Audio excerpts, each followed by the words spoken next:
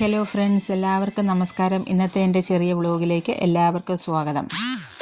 ഞാൻ ഉണ്ടാക്കാൻ പോകുന്ന നല്ലൊരു നാടൻ താറാവ് മപ്പാസാണ്. അതിനായിട്ട് ആദ്യം നമ്മൾ നല്ലൊരു ബ്രോയിലർ മേടിച്ച് വെച്ചിട്ടുണ്ട്, താറാവ് മേടിച്ച് വെച്ചിട്ടുണ്ട്. അത് നല്ല വൃത്തിയാക്കുക.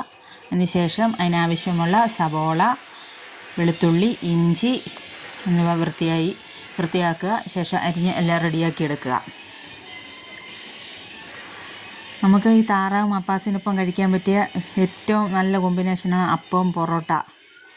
സൂപ്പറാണ്. താറാവ് മപ്പാസ് വളരെ ടേസ്റ്റി ആയിട്ടുള്ളൊരു നല്ലൊരു സൂപ്പർ കറിയാണ്. എനിക്കൊത്തിരി ഇഷ്ടമാണ്, നിങ്ങൾക്കൊക്കെ ഇഷ്ടമാണെന്ന് കരുതുന്നു. പിന്നെ അതിനായിട്ട് ആദ്യം നമ്മൾ കറി വയ്ക്കുന്നതിന് മുമ്പ് അടുപ്പ് തീ കത്തിച്ച് ചട്ടിക്കകത്ത് നമ്മൾ കടുക് പൊട്ടിക്കുക. ശേഷം ഈ അരിഞ്ഞു വെച്ചിരിക്കുന്ന സബോള, വെളുത്തുള്ളിയെല്ലാം ഇട്ട് നന്നായിട്ട് വഴറ്റുക. അതിലേക്ക് സ്വല്പം മഞ്ഞൾപ്പൊടി ഇട്ട് മൂപ്പിക്കുക.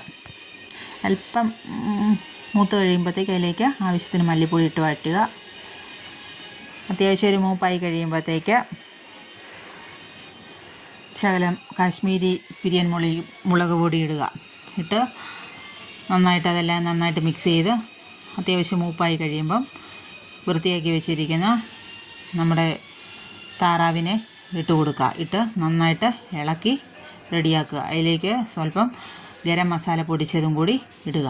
ഇട്ട് ഇളക്കി ആവശ്യത്തിന് വെള്ളം ഒഴിച്ച് വേവിക്കുക. വേവിച്ച ശേഷം ഉപ്പ് ആദ്യം ഇട്ടായിരുന്നേ സബോള ഇട്ടപ്പം.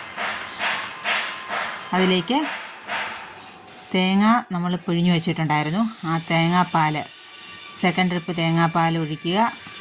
അത് വറ്റി വന്ന ശേഷം ഫസ്റ്റ് തേങ്ങാപ്പാൽ കട്ടിപ്പാലും കൂടി ഒഴിച്ച് അവസാനമായിട്ട് നമുക്ക് ശകലം കുരുമുളക് പൊടിയും തൂവി ശകലം കരിവേപ്പിലയിട്ട് വാങ്ങിയെടുക്കാവുന്നതാണ്. എൻ്റെ ഈ ചെറിയ വ്ലോഗ് നിങ്ങൾക്ക് എല്ലാവർക്കും ഇഷ്ടപ്പെട്ടെങ്കിൽ എന്നെ സപ്പോർട്ട് ചെയ്യുക, ലൈക്ക് ചെയ്യുക. ഇതിനിപ്പം കപ്പയാണ് ഇന്ന് നമ്മൾ ഇതിനൊപ്പം കഴിക്കാൻ പോകുന്നത്.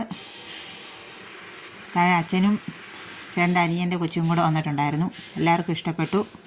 സപ്പോർട്ട് ചെയ്യുക.